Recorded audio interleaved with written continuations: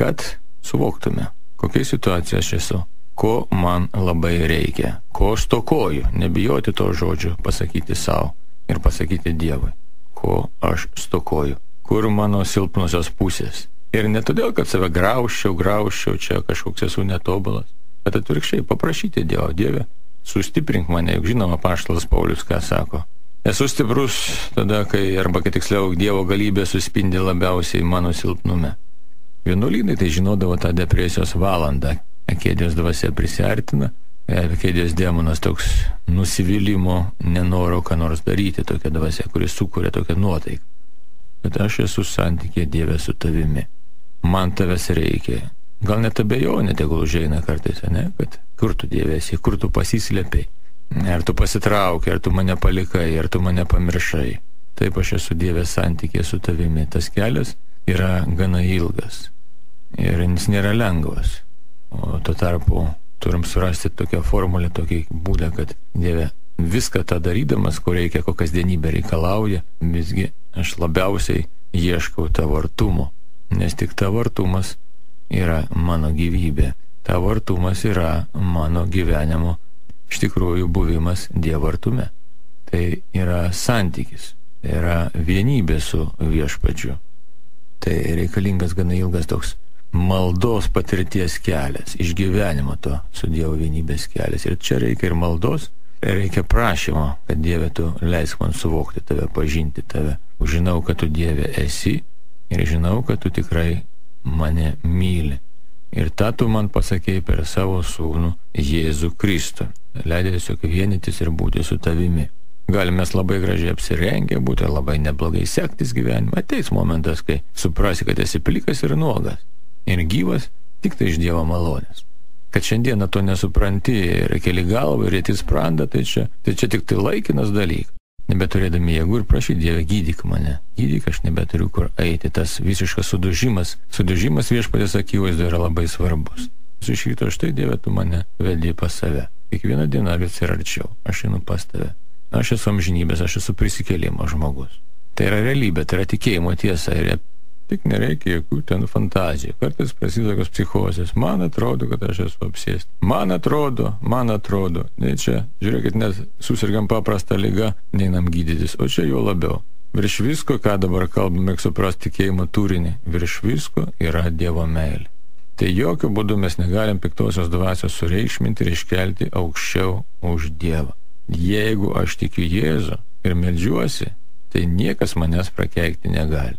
Jeigu aš jau tikiu, jeigu mano pasitikėjimas prašant, tiesiog prašau, Dievis nuolat auga, aš esu, kaip sakyti, paprastas tas tikėjimas, nuodėmių vengiu, kai suklystu, einu iš pažinties, einu komunijos, niekas man padaryti nieko negali. Manyje yra Dievo galybė, o kad Dievas leidžia man išgyventi įvairiausių suspaudimų, tai jisai tam ir leidžia, kad aš augčiau ir bręsčiau pasitikėjime.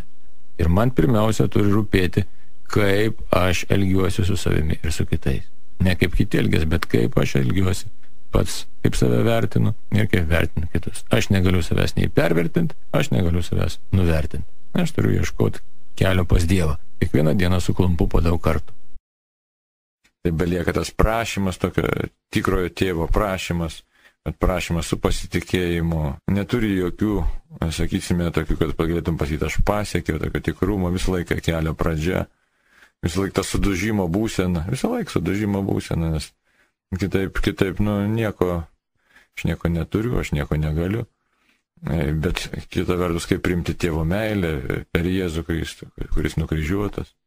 Aiškiai suvokiam, Dievas suverenas, absoliutas, pasaulio kūrėjas, viso ko šaltinis, būties šaltinis, ne?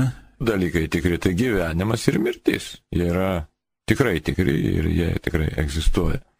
Ir mes turim už tai matyti šitos labai aiškiai dalykus, tai yra tiesa. Ir šitoj tiesoje paskui modeliuoti savo siekimus. Tai jeigu mes tą prarandam viziją, kad gyvenimas tikrai egzistuoja, o mirtį imams taiga neigti ar bėgti nuo jos, kol neatsakoma į klausimą, kad štai kas mano galutinis problemos sprendimas, o galutinis problemos sprendimas būtent yra santykis su Dievu ir tai mylinčiu Dievu. baziniai klausimai, kas aš esu, ko aš noriu, kam aš gyvenu. Dvasinio prados, dvasinis pradas atstatomas tik tai ten, kur nėra nuodėmės, o nuodėmę atleidžia vienas Jėzus. Santykis su Jėzumis yra atstatantis mano situaciją. Ir supras, kada veikia šventoji dvasia, kai aš noriu, kad Dieve tu tikrai veik per mane. Kai nuoširdžiai to noriu, tada šventoji dvasia įgauna pagreitį, galėtume sakyti, mūsų asmenyje. Jinai veikia, jinai padaro, jinai realizuoja bažnyčią. Ne aš. Aš esu tik tai tas, kuris pašauktas būti Kristaus buvimu. O Kristaus buvimu ką tai reiškia? Tai reiškia būti klusniam tėvui. Tėvui turiu būti klusnus. Kada veikia šventoji dvasia, kai aš suprantu, kad visiškai atiduodu savo gyvenimą į Dievo rankas. Man prieš akis visą laiką, kas Dievas stovi. Tai yra Dievo įkvėpimai, Dievo vedimas, man, tai yra nuolatinis buvimas Dievo akivaizdoje.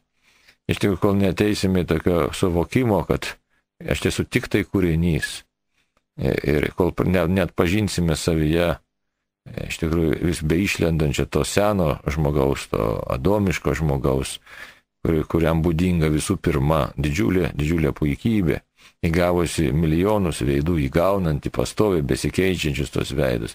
Net geriausiose intencijose mūsų visą laiką išlieka visų pirma puikybė. Veikiančią šventosios dvasios šventovę, gyvąją šventosios dvasios šventovę. Tai yra, kiek aš iš tikrųjų leidžiu save Dievui panaudoti.